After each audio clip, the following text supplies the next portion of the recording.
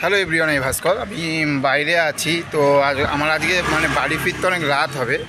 তো যেতে যেতে রাস্তায় যেতে যেতে ভাবলাম যে এই আপডেট না, এই বিষয়টাকে নিয়ে বলতে হয়। তার কারণ হচ্ছে যে এখন একটা জিনিস একটি বড় মিডিয়া হাউস থাকতে জানতে পারলাম, সেটা এখনও পুরোপুরি কনফার্ম কি না ওই এখনও বলতে পারছি না, কিন্তু এই নিউজটা জেনে না সত্যি কথা বলতে মনটা খারাপ হয়ে গেল। তার কারণ হচ্ছে যে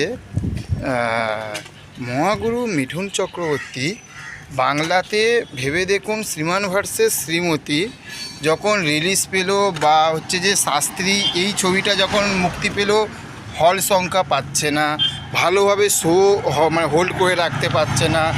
অনেক দর্শক এই বইগুলো রিজেক্ট, শ্রীমান ভার্সেস শ্রীমতী ধরতে গেলে রিজেক্ট করেছে, বইটা ভালোভাবে দেখেইনি। তারপরে মিঠুন চক্রবর্তীকে বলা হয় যে বলিউডের বাদশা, একসময় সে বলিউডের রাজ করেছে। সেখান থাকতেও আজ এই আপডেটটা, এই নিউজটা দেখার পরে সত্যি কথা বলতে পুরোপুরি অবাক হয়ে গেলাম, পুরোপুরি অবাক হয়ে গেলাম। যে এই যে আপনার আগস্ট মাসে যে বইটা হচ্ছে দিল্লি ফাইলস, যেটা মুক্তি পাওয়ার কথা ছিল, সেই বইটা নাকি মুক্তি পাচ্ছে না, এটা পোস্টপোন্ড হয়ে যাচ্ছে, এটা আবার নাকি পিছিয়ে দিচ্ছে।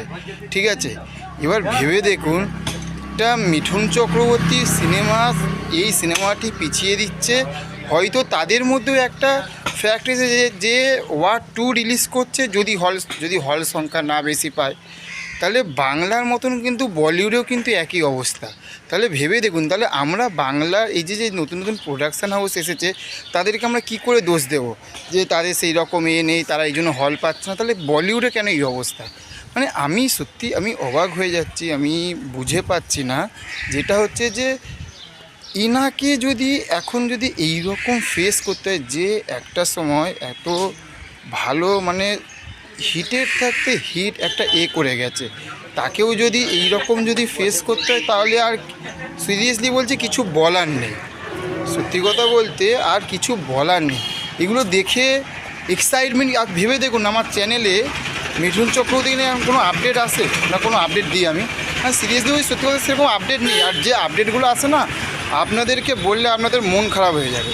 সিরিয়াসলি সত্যি কথা, যে আপডেটগুলো আসে, সেই আপডেটগুলো আমি যদি আপনাদেরকে শোনাই, আপনাদের মন খারাপ হয়ে যাবে। ফালতু হচ্ছে এখন সিনেমাতে, না সিরিয়াসলি বলছি, ফালতু হচ্ছে। যে মিঠুন চক্রবর্তী এত বড় বড় অ্যাওয়ার্ড পেয়েছে, এত সম্মান, এত কিছু পেয়েছে, আজ তাকেও এই রকম এই জিনিসগুলোকে ফেস করতে হচ্ছে, তাই না? তো দেখা যাক যে আগস্ট মাসে দিল্লি ফাইলস মুক্তি পায় কি পায় না। ঠিক আছে, আর তো একটা মাস বাকি, সেরকম তো আমরা তো কোনো প্রমোশনও আমরা দেখতে পেলাম না। দেখা যাক কি হয়। আর চ্যানেলে যদি নতুন হয়ে থাকেন, চ্যানেলটাকে সাবস্ক্রাইব করুন, পাশে থাকুন, এবং ভিডিওটাকে একটু লাইক করুন, আর কাছে বন্ধুদের কাছে শেয়ার করুন। Tata, bye bye.